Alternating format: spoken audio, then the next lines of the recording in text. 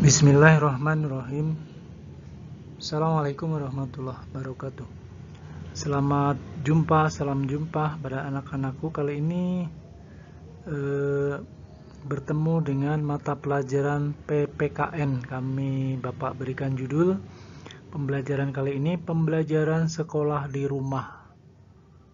Ini maksudnya bahwa materi pelajaran PPKN bisa dipraktekkan, bisa dilaksanakan dalam kegiatan kalian sehari-hari di rumah dan lingkungan sekitarnya. Bagaimana berikutnya tentang pembelajaran sekolah di rumah ini? Ikuti informasi yang Bapak tayangkan dalam tayangan berikut ini. Bahasanya seperti yang Bapak sampaikan tadi, temanya adalah keberagaman suku, agama, ras, antar golongan dalam bingkai Bhinneka Tunggal Ika bagian ke-1. Bersama Pak Agus Sudiarso dari SMP Negeri 1 Arjasari, Kabupaten Bandung. Materi pokoknya akan Bapak sampaikan secara garis besarnya saja pada tayangan berikut. Silakan kalian. Yang pertama tentang faktor-faktor yang menyebabkan keberagaman, yaitu ada 4. Faktor alam itu terdiri dari letak geografis, Indonesia terjadi kepulauan karena perbedaan kondisi alam, kemudian keadaan transportasi dan komunikasi, dan faktor alam yang termasuk masih faktor alam yang kelima adalah faktor penerimaan masyarakat terhadap pengaruh ke perubahan. Ada yang masyarakat yang cepat menyesuaikan perubahan, ada masyarakat yang terlambat atau sulit menerima perubahan. Yang faktor yang kedua adalah faktor keberagaman suku, yang keempat faktor keberagaman agama dan kepercayaan, dan yang keempat adalah faktor keberagaman ras. Atau apa itu ras akan dibahas berikut. Pertama, mengapa agama menjadi faktor keberagaman? Karena agama yang dianut oleh masyarakat ini sangat beragam. Ada yang Islam, Hindu, Buddha, Kristen, Katolik, dan yang lainnya. Itulah yang menyebabkan. Kemudian yang kedua, faktor suku bangsa. Mengapa menjadi faktor keberagaman? Ya, karena memang masyarakat Indonesia dihuni oleh berbagai macam suku yang menyebar di seluruh pulau-pulau daerah di Indonesia. Jadi seandainya hanya satu suku mungkin tidak beragam. Karena sukunya beragam, banyak, maka ini juga mempengaruhi keberagaman masyarakat Indonesia. Keberagaman itu juga dipengaruhi lagi karena masing-masing suku juga mempunyai adat, kebiasaan, budaya yang berbeda-beda. Ini semakin memperkaya keberagaman bagi masyarakat Indonesia. Kemudian faktor ras. Apa itu ras? Adalah kelompok suatu bangsa, golongan suatu bangsa karena perbedaan kulit, warna kulit, ya, bentuk tubuh, kemudian fisik, ukuran fisik, dan sebagainya. Mungkin dari tayangan ini kalian bisa lihat bahwa kalau di Indonesia juga tidak hanya dihuni masyarakat suku bangsa asli di Indonesia, tetapi juga masyarakat yang dari bangsa lain, dari ras lain juga tinggal di Indonesia. Mungkin kalian pernah di Indonesia banyak sekali masyarakat yang keturunan dari India, dari orang-orang Barat, dari Cina, Jepang, dan mereka termasuk mungkin dari Afrika juga. Ini memiliki jenis berasal dari ras yang berbeda-beda.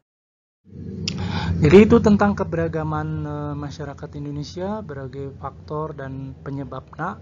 Selanjutnya ada 2 kegiatan dalam pertemuan kali ini yang harus kalian selesaikan. Yang pertama adalah bermain teka-teki silang, di mana kita belajar sambil mengingat materi pelajaran, karena teka-teki silang ini berisi pertanyaan-pertanyaan yang kaitan dengan materi pembelajaran. Yang kedua, kalian tuliskan hasil pengamatan tentang keberagaman yang terdapat di lingkungan keluarga kalian sesuai format berikut. Lihat Apa? Ini yang pertama adalah teka-teki ini. Ini ada kotak-kotak yang harus kalian isi. Cara mengisinya Bapak berikan contoh. Itu ada dua pertanyaan, nomor 2 mendatar. Ada pertanyaan salah satu suku bangsa yang ada di Irian atau Papua. Jawabannya salah satunya Asmat, yang tepat di situ ada 5 kotak. Maka tulis Asmat sesuai dengan jumlah kotaknya, huruf dengan kotaknya. Jadi begitu cara mengisinya ya. Kemudian 1 menurun pertanyaannya apa, 3 menurun, 6 mendatar. Ini sesuai dengan pertanyaan-pertanyaan yang ada di sebelah ini. Jelas kan kalian? Oke, semoga kalian menyenangkan dengan permainan ini. Belajar sambil bermain. Kemudian yang kedua adalah kalian membuat tulisan hasil tulisan kalian tentang apa yang kamu amati di rumah. Yang Bapak berikan judul tugas minuman makanan tradisional yang menjadi favorit kalian. Favoritmu apa? Tuliskan nama minuman yang menjadi favoritmu apa. Kemudian yang kedua, kamu tanyakan dengan orang tua kalian atau masyarakat sekitarnya tentang bahan-bahan yang dibutuhkan dalam membuat jenis makanan dan minum itu. Kemudian proses pembuatannya kamu uraikan di situ.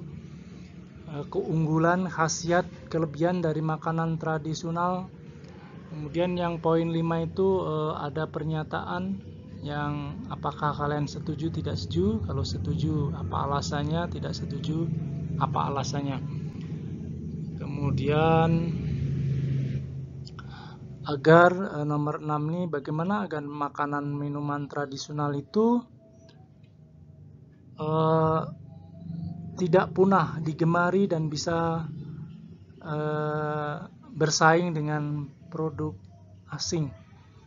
Ini sangat disayangkan ya kalau produk makanan-makanan tradisional justru tersingkir dari negerinya sendiri. Tentu ada sesuatu yang perlu diperbaiki dalam hal ini. Kalian sebagai anak-anak muda, cobalah ide kreativitas kalian bagaimana mengangkat makanan daerah tradisional itu nantinya akan menjadi makanan di negerinya sendiri, digemari oleh masyarakat, oleh bangsanya sendiri. Tentu kemasan pengolahannya harus dibuat sesehat mungkin, sebersih mungkin, sehingga orang lain merasa tertarik untuk menikmati hidangan yang sebetulnya kelezatannya tidak kalah dibanding dengan bangsa-bangsa produk dari bangsa lain. Demikianlah tugas-tugas yang Bapak berikan untuk pertemuan bagian pertama ini. Setelah selesai, kalian nanti bisa kumpulkan pada guru kalian dengan format yang sudah Bapak sediakan, atau kalian boleh membuat format dengan cara sendiri, kreativitas sendiri, boleh saja. Demikian untuk pertemuan kali ini, pembelajaran kali ini. Semoga menyenangkan dan kalian bertambah ilmu, tambah pinter, tambah soleh, dan selamat mengikuti bagian kedua selanjutnya dari program tayangan untuk materi pembelajaran ini. Terima kasih, salam sehat. Assalamualaikum warahmatullahi wabarakatuh.